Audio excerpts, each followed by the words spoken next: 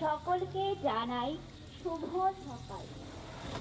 আজ 7ই এপ্রিল 2026। এই দিনটি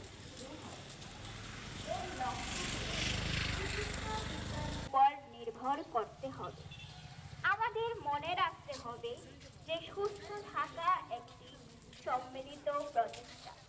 এর জন্য allied and health care professional, hospital administrator এবং সাধারণ জনগণকে একযোগে কাজ করতে হবে। আধুনিক পরিধানযোগ্য স্বাস্থ্য প্রযুক্তি এবং ডিজিটাল মনিটরিং সিস্টেম ব্যবহারের মাধ্যমে কিভাবে পরিবার ও সমাজের স্বাস্থ্য বজায় রাখা যায় সেই বিষয়ে 26 আজকে ওয়ার্ল্ড হেলথ ডে। WHO আজকের দিনটাকে ওয়ার্ল্ড হেলথ ডে হিসাবে ডিক্লেয়ার করেছে। তো প্রতি বছরের মতন এই বছরও department of hospital management, Tripura institute of paramedical সায়েন্সের তরফ থেকে আমরা বিভিন্ন রকম কর্মসূচি নিয়েছি। এবছর আমাদের এই ওয়াকাথনটা আজকে রবীন্দ্রভবন শতবার্ষিকী ভবন থেকে আমরা শুরু করছি।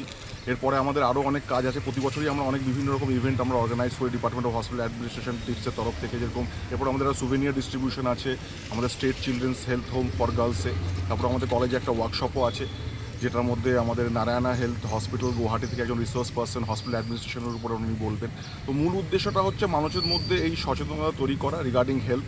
আজকে যে থিমটা, এই বছরে যে থিমটা WHO দিয়েছে, stand with health, together for health, stand with science. তো আমাদের যে হেলথটাকে যে আমরা মেনটেন করবো এটা থ্রু সায়েন্টিফিক ওয়ে, এটাই আজকে আমাদের মটো। এটাই আমরা সচেতনতা সবার মধ্যে এটা আমরা দিতে চাইছি। আমাদের সবাইকে আমরা ধন্যবাদ দিচ্ছি। আজকে আমাদের যারা রয়েছেন উপস্থিত, সিএমও স্যার রয়েছেন, আমাদের প্রিন্সিপাল স্যার বা ফ্যাকাল্টি মেম্বার বা স্টুডেন্টসরা রয়েছেন। তো প্রতি বছরই আমরা এই কর্মসূচিটা পালন করি কলেজের তরফ থেকে। এই বছরও আমরা করেছি মানুষের মধ্যে এই সচেতনতা তৈরি করা রিগার্ডিং হেলথ, যে কীভাবে আমরা হেলথ মেনটেন করতে পারি থ্রু সায়েন্টিফিক অ্যাপ্রোচ। আপনার পরিচয়? আমি ডক্টর স্বরূপ Dutta, associate professor, Tripura institute of paramedical sciences, department.